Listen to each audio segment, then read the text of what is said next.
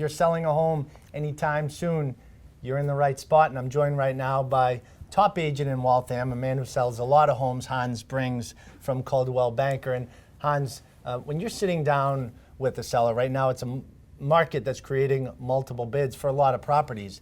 How do you break all that stuff down? How do you make sure that the seller is getting the best deal for them? Absolutely. So number one, we look at the offer itself. We look at the price, but we also look at terms. You know, what kind of closing date are we looking at? What kind of mortgage situation? Is there inspection involved? What are the contingencies?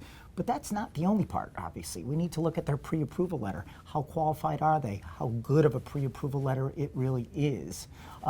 Then we also have to look at the realtor that the buyer is coming in with. You know, has the listing agent worked with this realtor before? Was it a smooth transaction? Would they expect the same from this broker? I mean, these are all very important parts of looking over an offer. It's easy for the eyeballs to just go to the highest number, right? But it's not just about the highest number. It really isn't. And you know, today there are so many other factors, because I've seen many multiple offer scenarios where the offers are almost exactly the same. So there has to be a differentiation.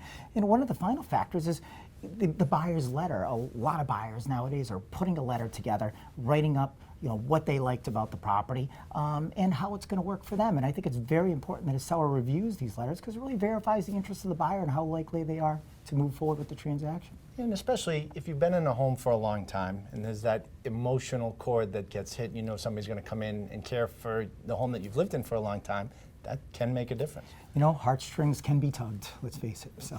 Thank you, Hans. And if you're in the Waltham area and looking to buy or sell your home, you want to connect with this guy directly, you can go to his website at hansbrings.com for top real estate information. And remember, we have more real estate tips right here on our page on boston.com.